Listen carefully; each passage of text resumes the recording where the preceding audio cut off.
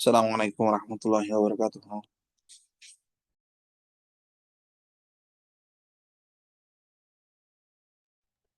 ওয়ালাইকুম আসসালাম।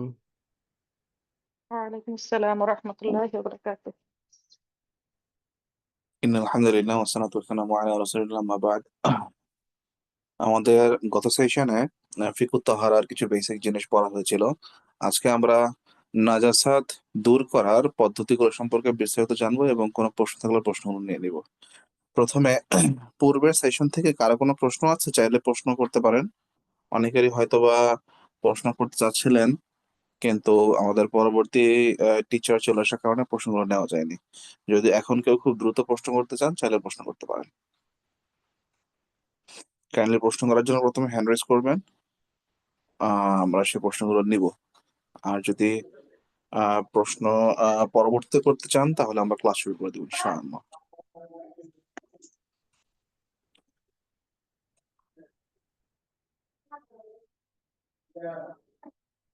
জি, আলামিন হ্যান্ড রেজ করেছেন। জি, আপনার প্রশ্ন বলবেন কাইন্ডলি। সালাম আলাইকুম ওস্তাদ, ভালো আছেন? ওয়ালাইকুম আসসালাম, জি বলুন। জি, আমার প্রশ্ন হচ্ছে আমরা যে এখন বর্তমানে আমি এশারের ফরজ সালাতটা পড়ে আসছি আর কি। এখন আমি সুন্নতরা যদি পড়তে যাই, এখন আমার প্রায় এখানে 10 মিনিট ক্লাসটা মানে আমার মিস হবে। সেই ক্ষেত্রে আমি কি 10টার পরে গেলে সুন্নতটা পড়তে পারবো? আর আমরা তো জানি সুন্নতের কাজা পড়া লাগে না, বা এই বিষয়ে কি? অবশ্যই পড়তে পারবেন। কাজা পড়া তো লাগে না তখন যখন কিনা ওয়াক্ত শেষ হয়ে যাবে। আপনার তো ওয়াক্ত আছে, তাই না? জি জি। আর তাহাজ্জুদের শেষ এমনি ওয়াক্ত পর্যন্ত এশার ওয়াক্ত। ক্লাস শেষ হতে হতে প্রায় 10টা বেজে যায় আর কি, 10টার প্লাস। সমস্যা নাই। তাহাজ্জুদের শেষ ওয়াক্ত পর্যন্ত এশার ওয়াক্ত। তো এই সময়ের তো ওয়াক্তের মধ্যে পড়ে নিতে হবে। অবশ্যই দ্রুত পড়ে নিতে হবে। দ্রুত বলতে এশার সালাত গুলো আদায় করার জন্য উত্তম হচ্ছে রাত্রের প্রথম 1/3 আদায় করে নেওয়া। এর মধ্যে পড়ে নিয়ে হবে। আচ্ছা, আর যাই আমি হোক, যদি এরপরে কোনো সমস্যা নেই। আর দ্বিতীয় এরপরে হচ্ছে যে, জি, বলুন। আমি যদি আদায় না করি তাহলে কি আমি গুনাহগার হব? যদি কেউ সুন্নাতে মুআক্কাদা যেগুলো রয়েছে, গুরুত্বপূর্ণ সুন্নাহ সমূহ, এগুলো নিয়মিত আদায় না করে তো সম্ভাবনা রয়েছে সে গুনাহগার হবে। নিয়মিত কেউ যদি না পড়ে, মাঝে মধ্যে কোনো ইমার্জেন্সি সিচুয়েশন ছাড়া এগুলো হুম। না ছাড়া উত্তম। ঠিক আছে। সুন্নাতে মুআক্কাদা না পড়তে ফরজ সালাতের পরে যে সুন্নাত আগে পরে যে সুন্নাত নামাজগুলো আছে এগুলো তো সুন্নাতে মুআক্কাদা নাকি সবগুলো? না, সবগুলো নয়, বরং আহ ফজরের 2 রাকাত সুন্নাহ হচ্ছে সবচেয়ে গুরুত্বপূর্ণ সুন্নাহগুলোর মধ্যে। এরপরে জোহরের সুন্নাহ রয়েছে, জোহরের আগে 4 পরে 2। এরপরে মাগরিবের 2 রাকাত রয়েছে, এশার পরে 2 রাকাত রয়েছে, এগুলো হচ্ছে সুন্নাহ মুআক্কাদা। ঠিক আছে। এগুলো আচ্ছা, জি আমরা জি। আচ্ছা আমরা এই প্রশ্নগুলো ইনশাল্লাহ নিব। আগে একটু ক্লাসের টপিক বেস যদি প্রশ্ন থাকে কাইন্ডলি প্রশ্নগুলো, আপনার হয়তো আপাতত আর নেই এই জন্য হ্যান্ডেল করছেন না। আমরা ক্লাসের টপিক বেস প্রশ্নগুলো আগে নেব, কারণ যেহেতু এটা আমাদের মূল কোয়েরিজ। এছাড়া অন্য প্রশ্ন থাকলে যদি সময় থাকে সেগুলো আমরা নেবো অবশ্যই ইনশাআল্লাহ। আমাদের মূল উদ্দেশ্য তো ইলম অর্জন করা এবং সে অনুযায়ী আমল করা। নাজাসাত দূর করার উপায় এখান থেকে আমরা ইনশাআল্লাহ শুরু করব। আহ রিডিং পড়তে হবে। কে রিডিং পড়বেন? কাইন্ডলি হ্যান্ড রেজ করবেন রিডিং পড়তে। তারপরে সাজিদ হ্যান্ড রেজ করেছেন। জি, পড়ুন।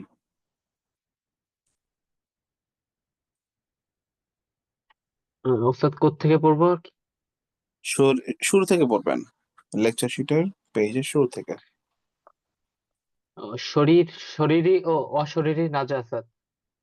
শরীরী নাজাসাত হলো যা শুকিয়ে যাওয়ার পর তার শরীর বিদ্যমান থাকে, যেমন রক্ত, বমি, পায়খানা। এই জাতীয় নাপাক পদার্থ ধুয়ে দূর করতে হবে। সেটা একবার দূর হোক বা বেশিবারে দূর হোক।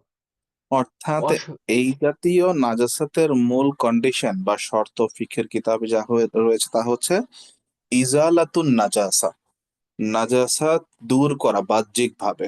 ঠিক আছে, যেহেতু এই নাজাসাত গুলো বাহ্যিক ভাবে দেখা যাচ্ছে, তাই না?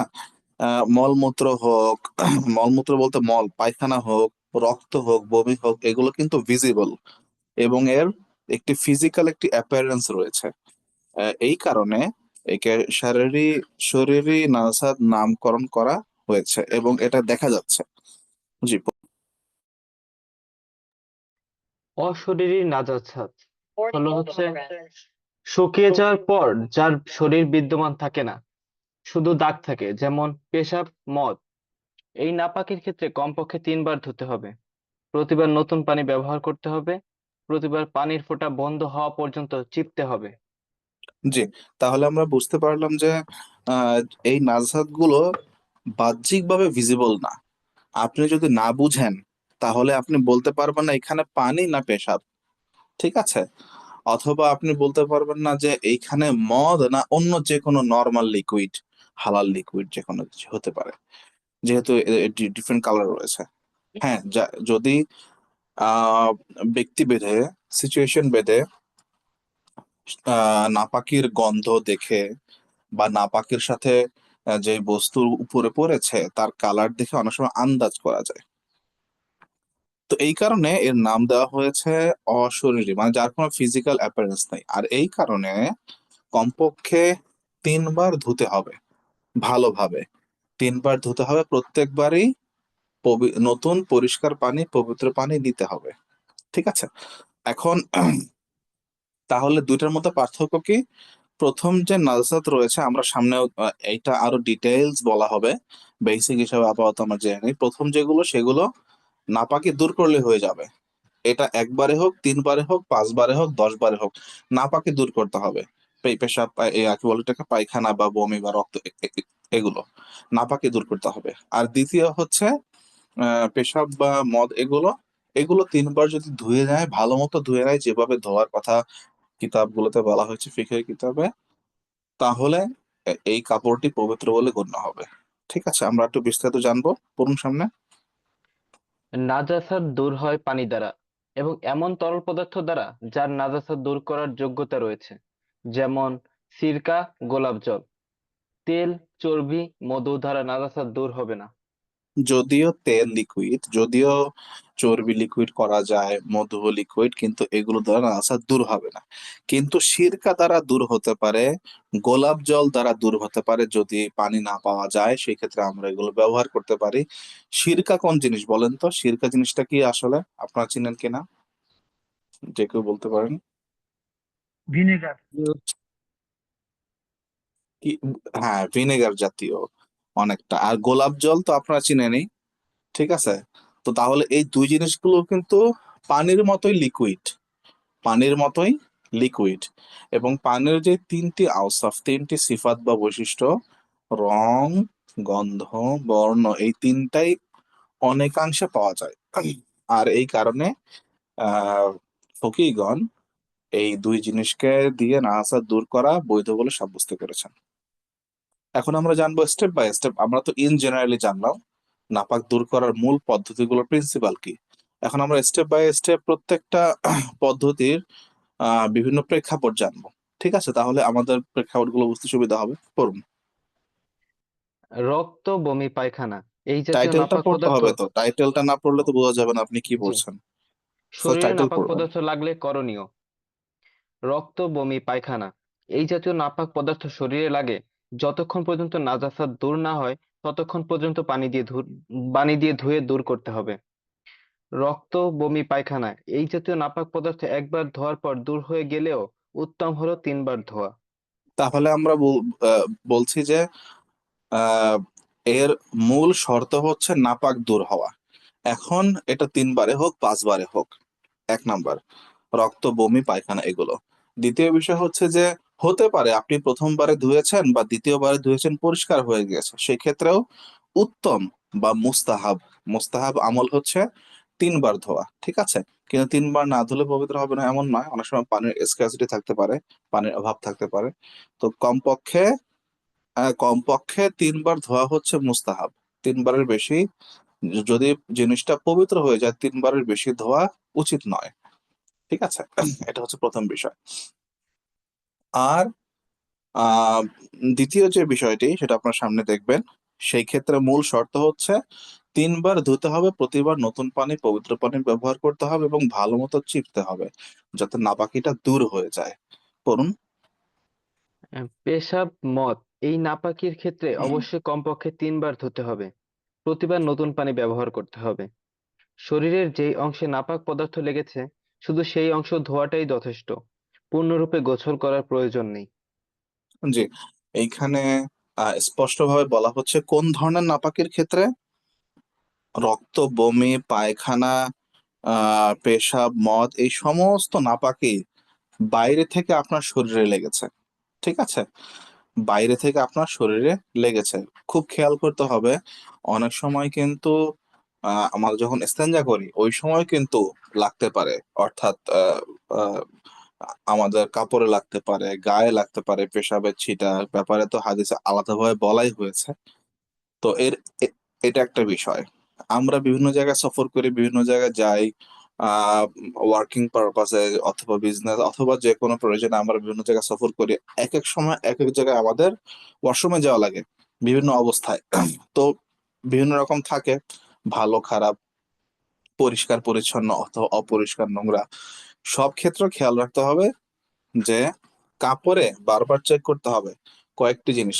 এক, অনেকের বারবার আহ পেশাব করার পরেও অনেকে তাড়াতাড়ি করে, অথবা অনেকে কি বল সময় নিয়ে করে। উভয় ক্ষেত্রেই পেশাবের ফোঁটা এরপরে কাপড়ে লাগতে পারে, প্যান্টে বা পায়জামায় ফোঁটা ফোঁটা পরে। দ্বিতীয়, টয়লেট করার সময় লাগতে পারে। ঠিক আছে। 3 নাম্বার হচ্ছে অনেক সময় উত্তেজনার কারণে মাজি বের হতে পারে। মাজি মাজি যেটা উত্তেজনার প্রাথমিক পর্যায়ে লিকুইড সাবস্টেন্স, তরল পদার্থ বের হয়। এই সমস্ত ক্ষেত্রে খেয়াল রাখতে হবে যে কাপড়ে লেগেছে কিনা বা শরীরে লেগেছে কিনা। সেই অংশ কিন্তু 3বার ভালোভাবে ধুয়ে নিতে হবে। যদি ট্রেস করা না যায়, যদি চিহ্নিত করা না যায় কোন অংশে লেগেছে, হ্যাঁ, তাহলে আন্দাজ করতে হবে কোন কোন অংশে লাগতে পারে। হ্যাঁ, আমার এই কাপড়ের এই এই জায়গায় এই অংশ লাগতে পারে, তাহলে চিহ্নিত করে ওই অংশটুকু পুরোটুকুই ধুতে হবে।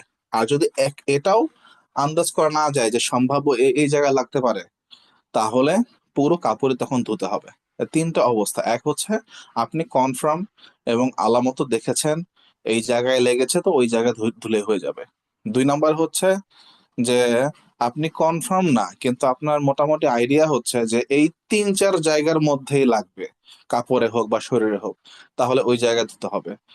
আর পরবর্তী বিষয় হচ্ছে যে আপনি একেবারেই কনফার্ম না, নিশ্চিত করতেই পারছেন না কোন জায়গায় লেগেছে, সেক্ষেত্রে কাপড় হলে পুরো কাপড় ধুতে হবে।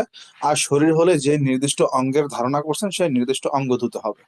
ঠিক আছে, উদাহরণস্বরূপ আপনি আপনি চিন্তা করছেন যে রানে লেগেছে, কিন্তু শিওর না রানের কোথায় লেগেছে বা পায়ের কোথায় লেগেছে, তাহলে পুরো পায়ের অংশটাই পুরো পায়ের অংশটাই ভালো মতো ধুয়ে নিতে হবে 3বার। সেটা ডান পা হোক বা বাম পা হোক, যদি উভয় পা সন্দেহ হয় তাহলে উভয় পাই, এরকম ভাবে। কিন্তু সেক্ষেত্রে পুরো শরীর গোসলের প্রয়োজন নেই। আর কাপড়ের ক্ষেত্রে হুকুম হচ্ছে যদি একেবারেই ট্রেস করা না যায় কোন কাপড়ের কোন অংশ, সেক্ষেত্রে পুরো কাপড়ই ধুয়ে নিতে হবে। এর পরবর্তী বিষয় হচ্ছে যে এই যে এই নাপাক গুলো, ও আরেকটা যেটা বিষয়, মাদির ক্ষেত্রে তো আমরা বললাম মাদি যদি বের হয় তাহলে অজু ভেঙে যায়, এবং সেই ক্ষেত্রে তো অজু করতেই হবে, কিন্তু দেখতে হবে যে এই মাজি বের হয়ে শরীরে কোথায় কোথায় লেগেছে। তো তাহলে লজ্জাস্থান ধুতে হবে, অথবা শরীরে অন্য কোথাও লাগলে ধুতে হবে। কাপড়ের যে অংশ লেগেছে সেই অংশ 3বার ধুয়ে নিতে হবে। ঠিক আছে। এক, পেশাব পায়খানার ক্ষেত্রে একটি মৌলিক বিষয় হচ্ছে ইস্তিবরা। আপনার আদাবুল ইস্তেঞ্জা চ্যাপ্টার আসবে ইনশাআল্লাহ, আপনারা সেখানে জানতে পারবেন। ইস্তিবরা, ইস্তিবরা মানে হচ্ছে আপনি কনফার্ম যে আপনার আর পেশাব পায়খানা প্রয়োজন নেই, পেশাব বা পায়খানা শরীর থেকে বের হয়ে গিয়েছে, বিশেষ করে পেশাব, পেশাবের নালীতে আর অবশিষ্ট নেই, বের হয়ে গিয়েছে। আপনি যদি ইস্তেঞ্জা করে ফেলেন এরপরে আর সেটা 2-1 ফোঁটা পড়বে না কাপড়ে, এর না, এইটা আপনি কনফার্ম হচ্ছেন, এই কনফার্মেশনটাকে বলা হয় কিতাবের পরিভাষায় ইস্তিবরা। যখন আপনার ইস্তিবরা হাসিল হবে তখনই আপনি ইস্তিনজা করবেন। ওকে, অর্থাৎ যখন আপনি কনফার্ম হবেন আর নাপাকি বের হওয়ার সম্ভাবনা নেই, তখনই আপনি ইস্তিনজা করবেন, তাহলেই এই সমস্যাগুলো আর ফেস করতে হবে না। জি, আমরা একটু সামনে করবো। কাপড়ে নাপাক পদার্থের বিষয়টা প্রায় সেম, তারপর আমরা রিপিট করে নিচ্ছি, পড়ুন। কাপড়ে নাপাক পদার্থ লাগলে করণীয়: রক্ত, বমি, পায়খানা এই জাতীয় নাপাক পদার্থ ধুয়ে দূর করতে হবে। সেটা একবারে দূর হোক বা বেশিবারে দূর হোক। রক্ত, বমি, পায়খানা এই জাতীয় নাপাক পদার্থ একবার ধোয়ার পর দূর হয়ে গেলেও উত্তম হলো কাপড় 3 বার ধোয়া। এইভাবে ভালোভাবে ধোয়ার পর কাপড়ে নাপাক পদার্থের দাগ দেখা গেলেও সেটা পবিত্র বলে গণ্য হবে। পেশাব, মদ এই নাপাকের ক্ষেত্রে কমপক্ষে 3 বার ধুতে হবে। প্রতিবার নতুন পানি ব্যবহার করতে হবে। প্রতিবার পানির ফোঁটা পড়া বন্ধ হওয়া পর্যন্ত চিপতে হবে। কাপড়ের নির্দিষ্ট অংশে নাপাক পদার্থ লাগলে শুধু ওই অংশ ধুলেই হবে, পুরো কাপড় ধোয়া জরুরি নয়। কাপড়ের কোনো অংশ নাপাক যদি সেটা জানা না থাকে বা বোঝা না যায়, তবে সম্পূর্ণ কাপড় ধুতে হবে। আমরা সব বিষয়গুলো পড়ে ফেলেছি, শুধুমাত্র একটি বিষয় বাকি ছিল, তা হচ্ছে ভালো মতো ধোয়ার পর যদি নাপাক পদার্থের দাগ থাকে, দাগ স্টেইন যেটা দাগ থাকে, সেই ক্ষেত্রে কিন্তু আহ কাপড় পবিত্র বলে গণ্য হবে। দেখতে হবে যে নাপাক পদার্থে, অর্থাৎ যেই নাপাক লেগেছে সেটা রক্ত হোক, বমি হোক, পায়খানা হোক, যেই বমি লেগেছে সেই বমি আহ পরিপূর্ণ আপনি দূর হয়েছে কিনা। আচ্ছা, দূর হয়েছে, দূর হওয়ার পরেও হালকা দাগ দাগ থাকতে পারে, সেই ক্ষেত্রে একটু দেখতে হবে যে এই নাপাকের কোনো কড়া গন্ধ পাওয়া যায় কিনা, যার ফলে বোঝা যায় যে এখনো নাপাক আছে। অনেক সময় হতে পারে বাহ্যিক নজরে, বাহ্যিক দৃষ্টিতে দেখতে পাচ্ছেন নাপাক দূর হয়ে গিয়েছে, কিন্তু সেই কাপড়টা নাকের কাছে নিয়ে দেখলেন অথবা ঘ্রাণ দেখে দেখলেন যে এটার নাপাকের যেই আহ গন্ধটা এখনো অবশিষ্ট রয়ে গেছে, সেই ক্ষেত্রে আরো কিছু আর একটু ধুয়ে এই গন্ধটা দূর করা ট্রাই করতে হবে। তো মোটামুটি যদি গন্ধটাও দূর হয়ে যায়, শুধুমাত্র দাগই অবশিষ্ট থাকে, এই ক্ষেত্রে সমস্যা নেই। এটা পবিত্র, এই কাপড় পবিত্র বলেই গণ্য হবে। এই দাগ দূর হওয়া পবিত্র হওয়ার জন্য শর্ত নয়। দাগ যদি থেকে যায়, পুরোপুরি নাপাক দূর হয়ে যায়, সেক্ষেত্রে কোনো সমস্যা নেই। করুন। চামড়া জাতীয় বস্তুতে নাজাসাত লাগলে করণীয়: যদি রক্ত, বমি, পায়খানা বা কোনো শক্ত নাপাক পদার্থ চামড়া, রাবার, প্লাস্টিকের জুতা বা বস্তুতে লাগে, তবে তিনভাবে নাজাসাত দূর করা যায়। 1. শুষ্ক বা ভেজা কাপড় দিয়ে নাপাক পদার্থ সম্পূর্ণ মুছে ফেলতে হবে, যাতে নাজাসাতের কোনো চিহ্ন অবশিষ্ট না থাকে। 2. বালু বা পবিত্র মাটিতে ঘষে মুছে ফেলতে হবে, যাতে নাজাসাতের কোনো চিহ্ন অবশিষ্ট না থাকে। 3. ভালোভাবে ধুয়ে নিতে হবে, যাতে নাজাসাতের কোনো চিহ্ন অবশিষ্ট না থাকে। মদ, পেশাব বা এই জাতীয় কোনো তরল নাপাক লাগলে তা 3 বার ধোয়া ছাড়া পাক হবে না। প্রতিবার নতুন পানি ব্যবহার করতে হবে। প্রতিবার পানির ফোঁটা পড়া বন্ধ হওয়া পর্যন্ত নিংড়াতে হবে। যদি বস্তুটি নিংড়ানো না যায়, তবে প্রতিবার ধোয়ার পর ভালোভাবে শুকিয়ে নিতে হবে। এইভাবে 3 বার ধুতে হবে। কার্পেট বা এই জাতীয় বস্তু যেগুলো নিংড়ানো যায় না, সেক্ষেত্রেও একই নিয়ম। দেখুন, চামড়ার বিভিন্ন বস্তু থাকতে পারে, সেটা জুতা হতে পারে, যেটা প্রাইমারি প্রোডাক্ট, জুতা হতে পারে, অথবা ব্যাগ হতে পারে, অথবা চামড়ার যে চামড়া দিয়ে তৈরি যে কোনো প্রোডাক্ট হতে পারে। যদি নাপাক লেগে থাকে, সেটা শক্ত কোনো নাপাক, শক্ত নাপাক বলতে আমরা কি বোঝাচ্ছি? পায়খানা হতে পারে, বমি হতে পারে, রক্ত হতে পারে, যেগুলো দেখা যায়, যার ফিজিক্যাল একটা অ্যাপিয়ারেন্স রয়েছে। এই সমস্ত নাপাক যদি চামড়া জাতীয় বা প্লাস্টিকের যে কোনো জিনিসে লাগে, এটা ফার্নিচার হতে পারে, ব্যবহৃত যে কোনো দ্রব্য হতে পারে, সেই ক্ষেত্রে শুষ্ক বা ভেজা কাপড় দিয়ে নাপাক পদার্থ সম্পূর্ণ মুছে ফেলতে হবে। আচ্ছা, এখন এই শুষ্ক বা ভেজা কাপড় অবশ্যই পবিত্র হতে হবে। আর দ্বিতীয়, ওই শুষ্ক বা ভেজা কাপড়, ধরেন নাপাক যদি বেশি হয়, নাজাসাত বা নাপাক পদার্থ যদি বেশি হয়, সেই ক্ষেত্রে তো অবশ্যই আপনাকে আহ প্রয়োজন মতো উম, শুষ্ক বা ভেজা কাপড় ব্যবহার করতে হবে। না একবার আপনি মুছেছেন, নাপাক দূর হয়নি, ওই নাপাক কাপড় দিয়ে তো আপনি আবার মুছতে পারবেন না। তো এটা কমন সেন্স, এই হিসাবে আপনাকে নাজাসাত দূর করে নিতে হবে। যদি আপনি শুধু কাপড় দিয়ে মুছে ফেলেন, তাহলে এটা পবিত্র হয়ে যাবে। কেন? কারণ এই পদার্থগুলো এমন জিনিস, যেমন প্লাস্টিক বা রাবার, এটা যদি মুছে নেওয়া যায় তাহলেই এই নাপাকটি দূর হয়ে যায়। ঠিক আছে, নাপাকটি এটা সারফেস লেভেলে থাকে, এই কারণে নাপাকটি দূর হয়ে যায়। দ্বিতীয়, পবিত্র পদার্থ আরো রয়েছে, যেমন বালু বা পবিত্র মাটি, এগুলো পবিত্র। সেখানেও যদি কেউ ঘষে নাপাক দূর করে ফেলে ভালোভাবে, যাতে কোনো নাপাকের চিহ্ন, নাপাক পদার্থের কোনো চিহ্ন, নাজাসাতের চিহ্ন এই বস্তুতে অবশিষ্ট না থাকে, তাহলে এটা পাক হয়ে যাবে। আর 3 নম্বর হচ্ছে যে পানি।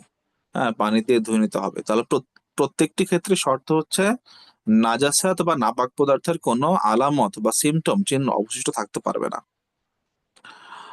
আর এরপর আরেকটি হচ্ছে যে এমন অনেক বস্তুতে নাপাক পদার্থ লাগতে পারে যেগুলো নিংড়ানো যায় না। আমরা যে কার্পেট ব্যবহার করি, কার্পেট হতে পারে, বড় মোটা কম্বল হতে পারে, তাই না? আমরা বাংলাদেশে বেশিরভাগ ক্ষেত্রে খাটে ব্যবহার করে জাজিম, ওগুলো হতে পারে, তোশক হতে পারে, মোটা তোশক, যেগুলো নিংড়ানো যায় না। কিন্তু নাপাক পদার্থ লেগেছে, এখন কি করণীয়? সেই ক্ষেত্রে করণীয় হচ্ছে নাপাক পদার্থ ভালো মতো ভালো মতো পানি দিয়ে মুছে ফেলবে।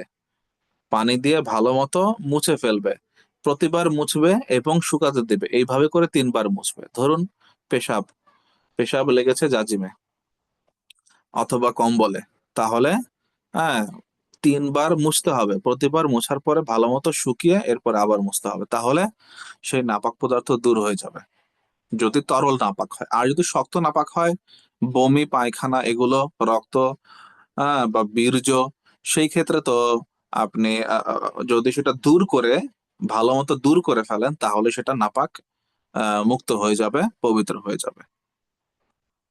পড়ুন। শূকরের চামড়া সর্বদা অপবিত্র। কোনোভাবেই শূকরের চামড়া পবিত্র করা যায় না, তাই শূকরের চামড়ার যে কোনো বস্তু ব্যবহার করা সম্পূর্ণরূপে হারাম। বাকি সব পশুর চামড়া দাবাগত বা নিষ্কাশন করার পর পাক হয়ে যায়। দেখুন, একটি মৌলিক বিষয় হচ্ছে চামড়া।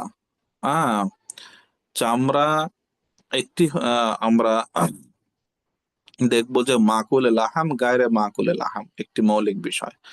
অর্থাৎ মাকুল লাহাম যে সমস্ত পশুর গোশত হালাল, গায়রে মাকুল লাহাম যে সমস্ত পশুর গোশত হালাল নয়।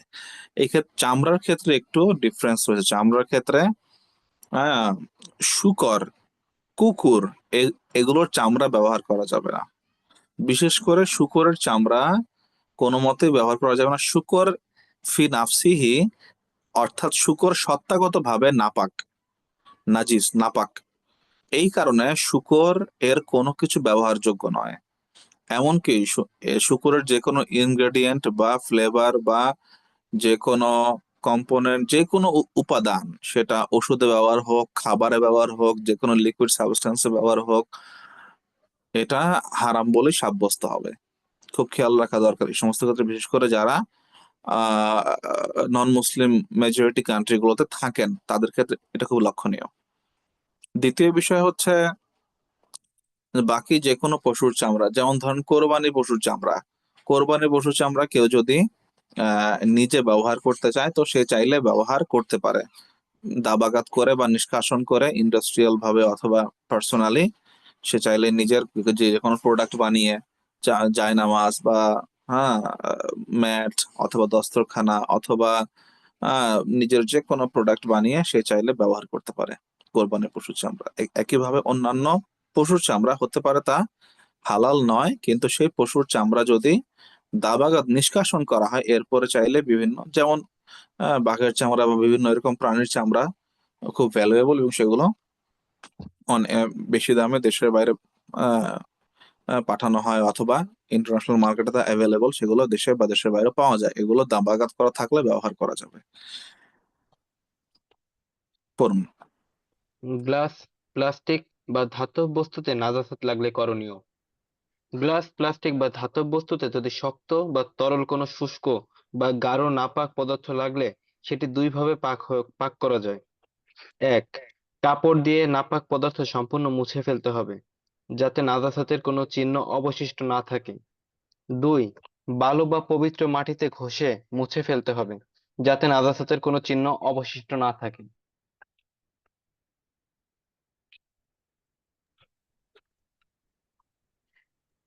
আচ্ছা, এই বিষয়গুলো আমরা এর আগে বলেছি যে গ্লাস, প্লাস্টিক বা ধাতব বস্তু, সে ধাতব বস্তু অ্যালুমিনিয়াম অথবা যে কোনো অস্ত্র হতে পারে, যদি যে কোনো অস্ত্র, যারা মিলিটারি সার্ভিসে রয়েছেন তো সেই অস্ত্রের ক্ষেত্রে হতে পারে, অথবা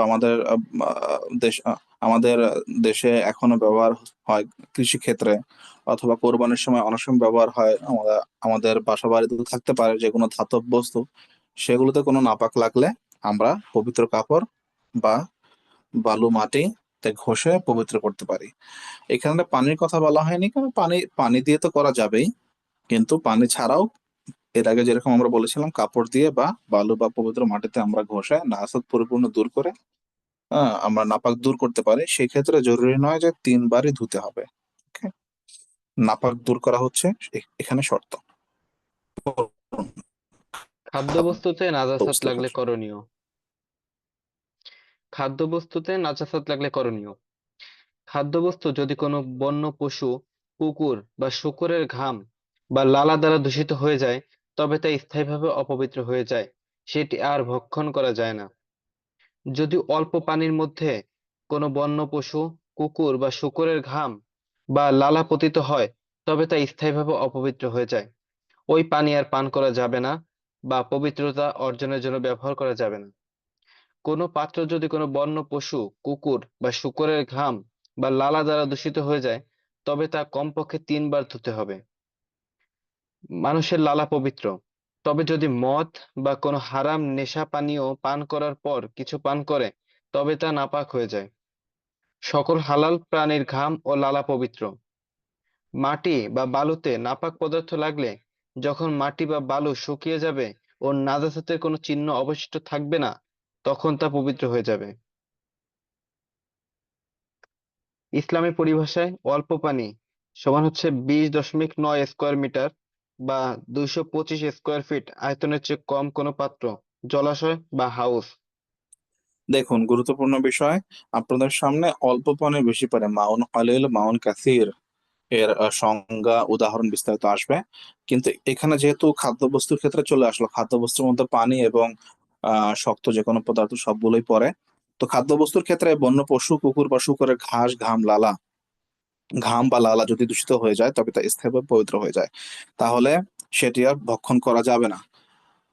আহ অর্থাৎ এই ক্ষেত্রে আমরা একটি মৌলিক মূলনীতি বলি, যেগুলো গায়রে মাকুলিল আহাম, অর্থাৎ যে সমস্ত পশুর আহ গোশত হারাম, হালাল করা ভক্ষণ করা হালাল নয়, যে সমস্ত পশুর গোশত খাওয়া হারাম, সেই সমস্ত পশুর ঘাম এবং লালাও হারাম। আর যে সমস্ত পশুর গোশত খাওয়া হালাল, সেই সমস্ত পশুর ঘাম এবং লালাও হালাল।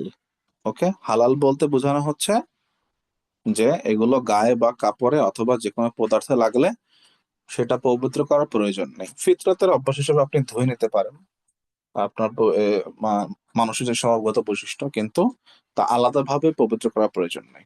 কিন্তু যদি যে সমস্ত পশুর গোশত খাওয়া হারাম, সেগুলোর ঘাম বা লালা কাপড়ে লাগে, গায়ে লাগে, অথবা কোনো খাদ্যবস্তুতে লাগে, সেই ক্ষেত্রে ডিফারেন্ট রুলিং রয়েছে। কাপড়ে বা গায়ে লাগলে তো তা পবিত্র করতে হবে। আর যদি খাদ্যবস্তুতে লাগে, তবে এই খাদ্যবস্তু কনজিউম করা আর ভক্ষণ করা বৈধ হবে না, জায়েজ হবে না, এটার ভক্ষণ করা যাবে না, স্থায়ীভাবে অপবিত্র হয়ে যায়। এছাড়াও কোনো অল্প পানির মধ্যে, অল্প পানি বলতে আমরা বোঝাচ্ছি 20.9 স্কয়ার মিটার বা 225 স্কয়ার ফিটের চেয়ে কম যে কোনো পানি, এটা পাত্র হতে পারে, বালতি, জলাশয়, হাউস, ছোট চৌবাচ্চা, যে কোনো কিছু হতে পারে, ড্রাম হতে পারে, এই পরিমাণের চেয়ে অল্প, এই পরিমাণের চেয়ে কম যে কোনো পানিকে শরিয়ার পরিভাষায় আমরা মাউন কলিল বা অল্প পানি বলছি। এই অল্প পানির মধ্যে যদি এই সমস্ত হারাম পশুর কোনো ঘাম বা লালা পড়ে, তবে ওই অল্প পানিও নাপাক হয়ে যাবে। সেই অল্প পানি খাওয়াও বৈধ হবে না, সে অল্প পানি দিয়ে তহারাত হাসিল করা যাবে না, অর্থাৎ সে অল্প পানি দিয়ে কোনো নাপাক বস্তুকে পবিত্র করা যাবে না, সে অল্প পানি দিয়ে অজু বা গোসলও করা যাবে না। অর্থাৎ সে অল্প পানির ব্যবহারের একেবারে অনুপযুক্ত হয়ে যাবে যদি কোনো হারাম প্রাণীর ঘাম বা লালা এর মধ্যে পড়ে। এছাড়া মানুষের লালা মানুষের লালা স্বাভাবিকভাবে পবিত্র, কিন্তু কেউ কোনো হারাম বস্তু খেয়ে এসছে। হারাম বস্তু বলতে সেটা লিকুইড হলে মদ বা যে কোনো অ্যালকোহলিক জিনিস, অথবা যে কোনো ড্রাগস, নেশা জাতীয় যে কোনো জিনিস, অথবা সেটা লিকুইড হোক অথবা লিকুইড না হোক, ড্রাগস যেগুলো রয়েছে, অথবা যে কোনো হারাম খাবার, যেমন আমরা বললাম শুকরের, যে শুকরের যে কোনো প্রোডাক্ট, শুকর জাতীয় যে কোনো প্রোডাক্ট বা খাবার, এগুলো যদি কেউ খায়, খাওয়ার পর পর তার যেই আহ, লালা বের হয় মুখ থেকে খাওয়ার সময়, এটা কিন্তু হারাম। এবং সেই লালা যদি সে কোনো পাত্রে পড়ে, পানি খাওয়ার সময় যে কোনো পাত্রে পড়তেই পারে, তো সেই পাত্র এবং পানি কিন্তু অপবিত্র হয়ে যাবে। পানি ফেলে দিতে হবে আর পাত্র পরিষ্কার করতে হবে।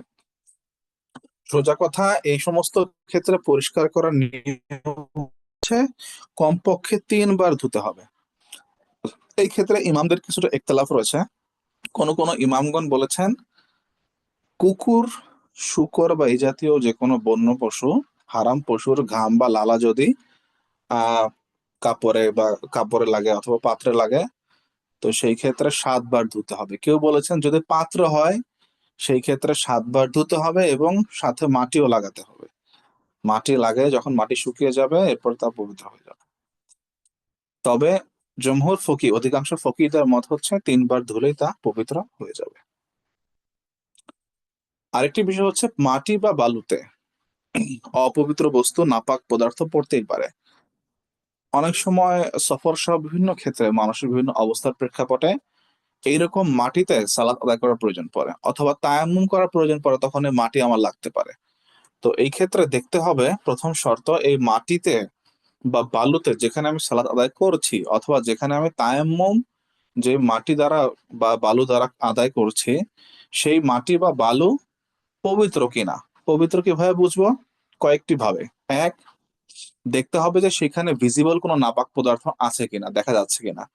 দুই, সেইখানে নাপাক পদার্থ থাকতে পারে এর কোনো আলামত আশেপাশে আছে কিনা। যেমন আশেপাশে যে কোনো বন্য আহ পশু পাখির, বন্য পশু বন্য পশুর পেশাব পায়খানা থাকতে পারে। হ্যাঁ, তাহলে সেখান থেকে একটু দূরে গিয়ে মাটি বা বালু ব্যবহার করতে হবে বা সালাত আদায় করতে হবে। অথবা নাপাক পদার্থ প্রবাহিত হয়, যেমন ড্রেন, নালা, নাপাক নালা এরকম থাকতে পারে। এই ক্ষেত্রে সতর্কতা অবলম্বন করতে হবে। ওকে, ঠিক। এবং লাস্ট আরেকটি বিষয় হচ্ছে যে যদি এমন হয় যে নাপাক মাটিতে বা বালুতে আছে, তো সেক্ষেত্রে তা ব্যবহার করা যাবে না। কিন্তু সেটা কখন ব্যবহার উপযোগী হবে? যখন এই নাপাক পদার্থটি শুকিয়ে যাবে, মাটিতে সে নাপাকের বা বালুতে সে নাপাকের আর অস্তিত্ব দেখা যাচ্ছে না, আলামত বোঝা যাচ্ছে না, তখনই তা সালাত বা তায়াম্মুমের জন্য উপযুক্ত বলে বিবেচিত হবে। ওকে, এখন এই পর্যন্ত আমরা একটু প্রশ্ন নিব, দেখি আগে কোনো প্রশ্ন রয়েছে কিনা, যেহেতু আমাদের অনেক প্রশ্ন এর আগে ছিল। সাবান দিয়ে ধোয়ার হুকুম বলতে, সাবান দিয়ে তো কোনো নাপাক পদার্থ দূর করার শর্ত নয়। কোনো নাপাক পদার্থ সাবান দিয়ে ধোয়া শর্ত নয়। এটা তো ধোয়া হয় মানুষের স্বভাবগত বৈশিষ্ট্যের কারণে। ঠিক আছে, কোনো কিছু পবিত্র হওয়ার জন্য সাবান দিয়ে ধুতে হবে এরকম নয়। না না, মদের ক্ষেত্রে গোসল ফরজের কোনো প্রয়োজন নেই। মদের ক্ষেত্রে আমরা মদে এবং মনি, এর আগে কি মদে এবং মনি এবং এর পার্থক্য আলোচনা হয়েছিল? না। আলোচনা হয়নি আমার তো, তাহলে আমি কোন ব্যাচে করলাম? ওকে, আমরা একটু সংক্ষেপে বললাম, মাজি হচ্ছে মূলত তরল পদার্থ, আর মানি হচ্ছে যেটাকে বীর্য বলা হয়। ওকে, তো আমার লাস্ট সেশনে হয়তো আমি আলোচনা করেছিলাম কিনা খেয়াল নেই। এই ব্যাচে বা আপনাদের কোন এক ব্যাচে করতে পারি বা অন্য কোনো ব্যাচে। মাজি বা মানি হচ্ছে যখন পুরুষ উত্তেজিত হয় তখন তা বের হতে পারে। প্রাথমিকভাবে যে তরল পদার্থ বের হয় তা মাজি, আর মূল যে তরল পদার্থ বের হয় তা মানি, যাকে বাংলায় বীর্য বলা হয়। যদি কেউ না চিনতে পারে, কিছু আলামত রয়েছে। মাজি বের হলে উত্তেজনা ক্রমানুযায়ী বৃদ্ধি পায়, আর মানি বের হলে উত্তেজনা চরম পর্যায়ে গিয়ে এক পর্যায়ে উত্তেজনা শেষ হয়ে যায়, কমে যায়, হ্রাস পায়। তা এবং মাঝি হচ্ছে উত্তেজনার প্রাথমিক শুরুর মুহূর্ত, আর মানি হচ্ছে উত্তেজনার সর্বশেষ বা চূড়ান্ত পর্যায়ে। ওকে, তো এইটা হচ্ছে মাজি এবং মানির মধ্যে পার্থক্য। মাজি যদি বের হয়, শুধু মাজি বের হয়, তাহলে গোসল করতে হবে না, শুধুমাত্র অজু করা ফরজ হবে, এবং কাপড় বা শরীরে লাগলে তা নাপাক হবে, সেই জায়গায় ধৌত করতে হবে নির্দিষ্ট নিয়ম অনুযায়ী। আর মানি বের হলে তো গোসল বা মানি বা বীর্য বের হলে গোসল ফরজ হবে। এই হচ্ছে মৌলিক প্রিন্সিপাল। এখন কারো কোনো প্রশ্ন থাকলে একটু বলবেন, আমরা চ্যাট বক্সে। তায়াম্মুম নিয়ে আমাদের আলাদা সেশন থাকবে ইনশাল্লাহ, তখন সেই বিষয়ে আলোচনা হবে। প্রত্যেকটি টপিক ওয়াইজ আমাদের সেশন এন্ড লেকচার শিট রয়েছে, সে নিয়ে আলোচনা হবে ইনশাল্লাহ। আহ আসলে তায়াম্মুমের সময় তো এগুলো আলোচনা হবে, তারপরে যেহেতু প্রশ্ন করছে সংক্ষেপে বলে নিচ্ছি। যে যদি শর্ত রয়েছে, তায়াম্মুম করতে পারবে যদি পানি না পাওয়া যায় বা পানি থাকলেও পানি ব্যবহারে অক্ষম হয়, যেমন অসুস্থ বা বয়স্ক ব্যক্তি।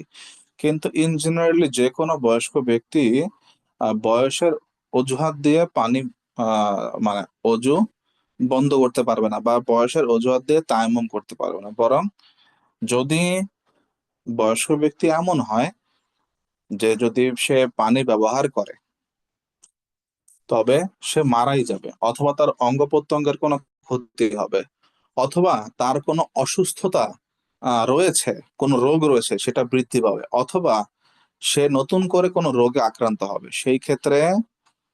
সেই ক্ষেত্রে প্রথম করণীয় হলো, এখন তো সহজ, যে পানি, ঠান্ডা পানি গরম করে নেবে। একান্ত যদি মানে এটা আসলে খুব রেয়ার ইমার্জেন্সি কেস ছাড়া হবে না, প্লেস ছাড়া হবে না, ঠান্ডা পানি গরম করার কোনো ব্যবস্থা একেবারেই অ্যাভেলেবল না হয়, নামাজের ওয়াক্তের মধ্যে বা না পাওয়া যায়, আর যেই শর্তগুলো বললাম সেই শর্তগুলো যদি পাওয়া যায়, সে তার প্রাণ নিয়ে আশঙ্কা করছে, মারাই যাবে বা মারা যাওয়ার মতো মুমূর্ষু অবস্থায় পতিত হবে, অথবা তার কোনো অঙ্গ প্রত্যঙ্গের ক্ষতি হবে, অথবা তার কোনো রোগ বৃদ্ধি পাবে, অথবা নতুন করে কোনো রোগে আক্রান্ত হবে, তখন তখন শুধুমাত্র সে তায়াম্মুম করতে পারে, এরকম কোনো বয়স্ক ব্যক্তি। সাধারণত এরকম বয়স্ক ব্যক্তিকে আমরা কিতাবের পরিভাষায় বলি শায়খে ফানি, যে ফানা বা ধ্বংসের উপক্রম হয়ে গেছে, অর্থাৎ একেবারে বাংলায় বলে শুদ্ধ ভাষায় অশীতিপর বৃদ্ধ। ঠিক আছে। আর আহ, তবে অবশ্যই গরম পানির করার সুযোগ থাকলে তখন আর তায়াম্মুম করা বৈধ হবে না।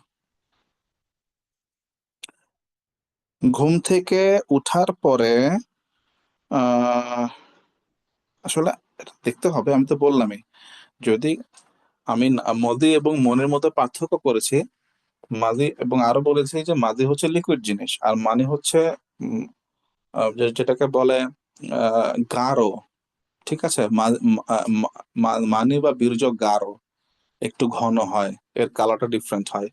আর মাজি লিকুইড, পানির মতোই তরল সাবস্টেন্স। তো আপনাকে দেখতে হবে যে আপনার কাপড়ে কোনটি লেগেছে।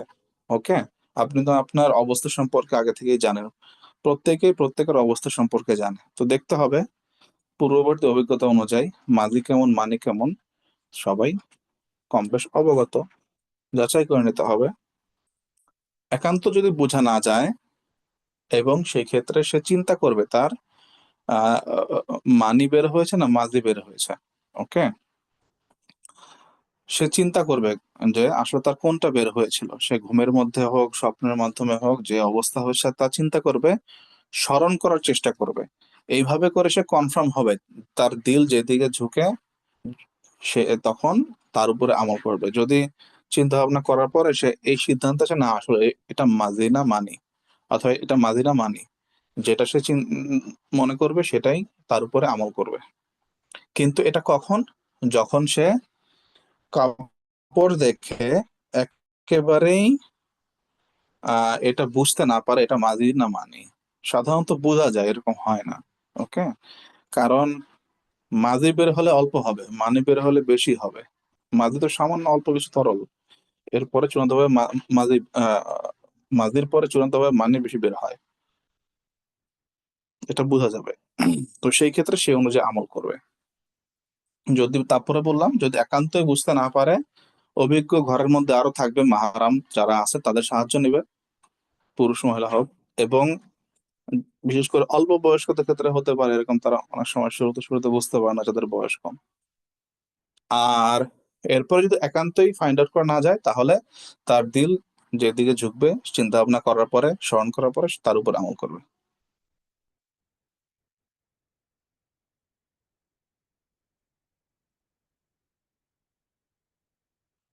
গোসল ফরজ হওয়ার পর নামাজের জামাত দাঁড়িয়ে যায়। নামাজের জামাত কেন, যদি নামাজের ওয়াক্ত ছুটে যায় তাও কিছু করার নেই, আগে গোসল করতে হবে, তারপরে সালাত আদায় করতে হবে। শর্ত ছাড়া তায়াম্মুম করা বৈধ হবে না। শর্তগুলো আমরা আলোচনা করবো সামনে। না, সেই ক্ষেত্রে তো আমরা বললামই, পেশাবের সময় যদি ছিটা লাগে গায়ে বা কাপড়ে, সেই অংশ ধুয়ে নিতে হবে, ঠিক আছে, তারপরে উজু করবেন। আচ্ছা, এখন আমরা দেখি যারা হ্যান্ড রেজ করেছেন। মোহাম্মদ আব্দুল আজিজ, জি আপনার প্রশ্ন করবেন কাইন্ডলি। আমি আমার অভিজ্ঞতা থেকে দুইটা প্রশ্ন। একটা প্রশ্ন হচ্ছে, প্রথম, যে আমি মসজিদে জামাতে নামাজ পড়ি। এই মসজিদে জায় নামাজটা হচ্ছে কালো রঙের, যার কারণে, এবং মসজিদে টিকটিকির পায়খানা অনেক বেশি থাকে। অনেক সময় নামাজ পড়তে গিয়ে দেখা যায় হয়তো হাতের নিচে বা পায়ের নিচে বা কপালের নিচে পড়ে যায়। সেক্ষেত্রে আমার আসলে করণীয় কি? এটা হচ্ছে একটা প্রশ্ন। আর প্রশ্ন আছে? হ্যাঁ। আর দুইটাই করবো। হ্যাঁ, বলুন। আর একটা প্রশ্ন হচ্ছে যে পানির, যে অল্প পানির ক্ষেত্রে বললেন এটা স্কোয়ার মিটার বা স্কোয়ার ফিট, এটা হচ্ছে ক্ষেত্রফল। কিন্তু গভীরতা না হলে তো আমরা বুঝতে পারি না যে পানি বেশি না কম, গভীরতার উপর নির্ভর করে। তো শরীয়তের এই হিসাবের ক্ষেত্রে কি গভীরতাটা কি মানে বিবেচনা কিভাবে করা হয়েছে আর কি, এটা জানাচ্ছি।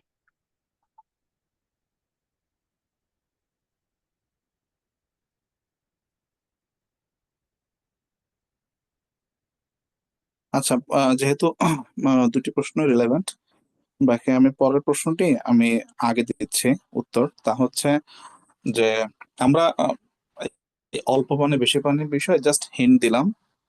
বিস্তারিত আমাদের অল্প পানি বেশি পানি আলাদা লেকচার রয়েছে, সেখানে ইনশাল্লাহ এই আলোচনা আসবে, লেকচার শিটেই আসবে। অল্প পানি বেশি পানি আলাদা চ্যাপ্টার আসবে, সেখানে আপনারা বিস্তারিত পাবেন। তারপরে আমি বলে দিচ্ছি, সংক্ষেপে বলে দিচ্ছি, তা হচ্ছে আয়তন হচ্ছে মুখ্য। যেটা আমরা বললাম, আয়তনটা হচ্ছে মুখ্য।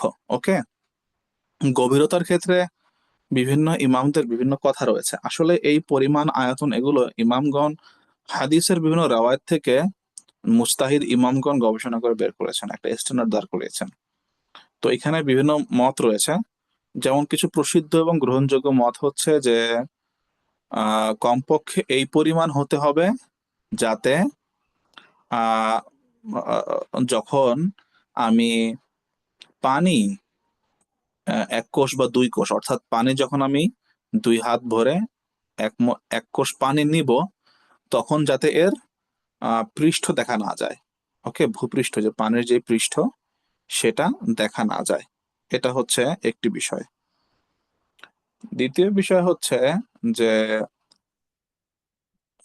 আরেকটি মত রয়েছে এমন, যে পানির এই পরিমাণ গভীরতা থাকবে, প্রশস্ত এবং গভীরতা উভয়, যে পানির এক সাইড নড়লে, পানির এক সাইড নাড়ালে আরেক সাইডে এর প্রভাব পড়বে না।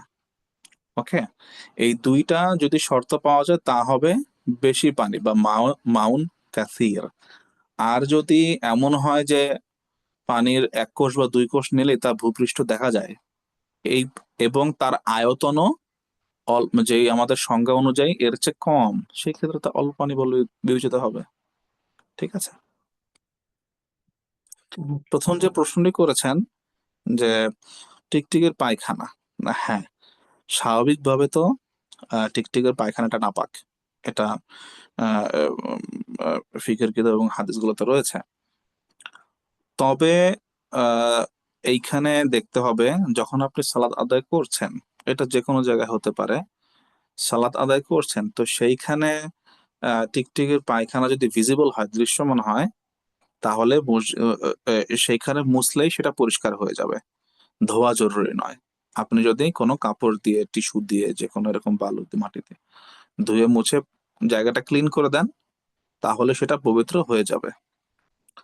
এখন যদি এরকম হয় যে আপনি কনফার্ম হন যে জায়নামাজের উপরে সেজদার স্থানে, অথবা যেখানে আপনি সেজদা দিচ্ছেন, অথবা যেখানে আপনি কি বলে এটাকে, বসতেছেন, সেই স্থানে টিকটিকি নাপাক পদার্থ রয়েছে, হ্যাঁ, সেজদার স্থানে, তবে সাথে সাথে সালাত ছেড়ে অথবা সালাতের মধ্যেই সালাত ভাঙে না, এরকম ভাবে ওই টিকটিকির পায়খানাটা মুছে আহ, ওই পায়খানাটা সেখান থেকে দূরে ফেলে দিতে হবে, অথবা সরিয়ে দিতে হবে। সালাতে শুধুমাত্র যেখানে সালাত আদায় করা হয়, যে অংশটুকুতে, সেজদা এবং বসার স্থান, এই দুই জায়গা পবিত্র হওয়ার শর্ত। আশেপাশে ফেলে দিতে হবে, সামনে ফেলে দিতে হবে, একটু সামনে ফেলে সমস্যা নেই, কিন্তু সেজদার স্থানে থাকা যাবে না, বসার স্থানে থাকা যাবে না, দাঁড়ানোর স্থানে থাকা যাবে না। জায়নামাজের নিচে থাকলে অথবা কার্পেটের নিচে থাকলে, নিচের স্থানে থাকলে কোনো সমস্যা নেই, কিন্তু তারপরেও মসজিদ পবিত্র রাখা জরুরি এবং সেটা সরানো জরুরি, কিন্তু সালাত আদায় হয়ে যাবে। ওকে, এই হচ্ছে মূল বিষয়। আমার প্রশ্নটা ছিল হচ্ছে, আমি এখন যখন বিশেষ করে হয় এটা ফজরের নামাজের সময়, এই সময় মসজিদে হুম, লাইটটা তেমন জ্বালাই না, ওই সময় হুম। দেখবেন আমি চিন্তা করছি কপালের তলে পড়ে গেছে, এখন আমি কি নামাজ ছেড়ে দিব না কি করবো, এটাই আমার প্রশ্ন। অথবা পায়ের তলে পড়ছে, আমি দেখতে পাচ্ছি পায়ে, মানে আমার হাতের তলে যখন আমি পড়ছি তখন আমি বুঝতে পারছি, তার আগ পর্যন্ত আমি চোখেও দেখতেছি না বা আমি কোনো কিছু বুঝতে পারতেছি না, কিন্তু সিজদা যখন দিচ্ছি তখন বুঝছি আমার কপালের তলে একটু পড়ে গেছে। আচ্ছা, সেই ক্ষেত্রে আপনি সেই টিকটিকিটা তো শুকনো জিনিস, শুকনো থাকবে, সেটা সরিয়ে দিলেই হবে, সালাদ ছাড়ার প্রয়োজন নেই। আর যদি টাটকা হয়, যেটা মানে ভিজা, তাহলে আমাকে সালাদ ছেড়ে দিতে হবে। ধুয়ে নিতে হবে, যেহেতু ধুয়ে নিতে হবে ওই অংশ, তার যে মানে অংশ লেগেছে সেই অংশ, কাপড় হোক বা যদি শরীরের যে কোনো জায়গায় কপাল বা হাত হোক, সেই অংশ ধুয়ে আবার সালাদ সালাদ শুরু করতে হবে। হুম, ঠিক আছে, ধন্যবাদ। ওই, যে আর কারো কোনো প্রশ্ন থাকলে হ্যান্ড রেজ করতে পারেন, যাদের উত্তর দেওয়া হয়েছে তারা কাইন্ডলি হাত নামিয়ে নেবেন।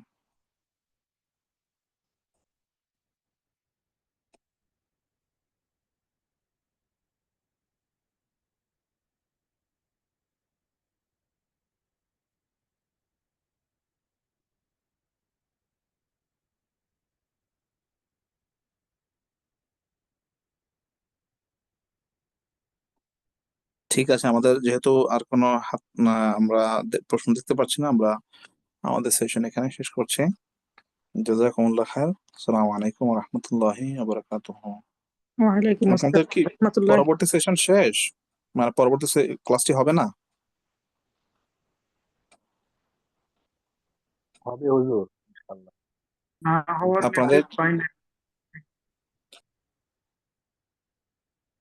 অ্যারাবিক ক্লাস কি হবে? জি উস্তাদ জি হবে। হুজুর, দ্বিতীয় ক্লাসেরও টাইম দিয়েছে। উম, তাহলে এখানে আমাকে হোস্ট বানিয়ে গেল কেন? হোস্ট হিসেবে তো তারবিয়া থাকার কথা।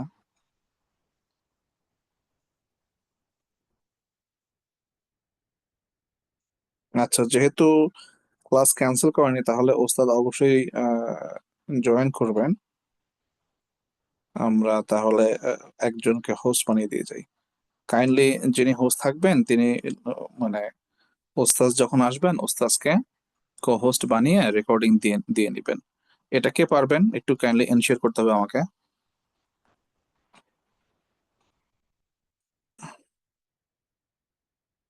একজন একজনকে আমি হোস্ট বানিয়ে যাবো, কাইন্ডলি তিনি মানে গুগল জুম মিটিং থেকে বের হবেন না, এবং ওস্তাদ আসলে তাকে কো হোস্ট বানিয়ে রেকর্ড দিবেন। এই মেকানিজম সম্পর্কে জানা আছে। আচ্ছা, সাজিদ উনি হ্যান্ড রেজ করেছেন, ঠিক আছে, আমি আমি আমি আপনাকে হোস্ট বানিয়ে আমি লিভ নিয়ে নিচ্ছি। এছাড়াও আপনাদের অনেক প্রশ্ন আসতে পারে, এই প্রশ্নগুলো আপনারা আমাকে হোয়াটসঅ্যাপ করবেন। হোয়াটসঅ্যাপে টেক্সট করবেন আপনার নাম এবং ব্যাচ নাম্বার বলে। ইনশাল্লাহ আমি সেই প্রশ্নগুলো, সেটা টপিক রিলেটেড নাও হতে পারে, আমি চেষ্টা করব সেই প্রশ্নগুলো উত্তর দেওয়ার জন্য, টপিক রিলেটেড হোক বা না হোক। ঠিক আছে, জাযাকুমুল্লাহ খাইর।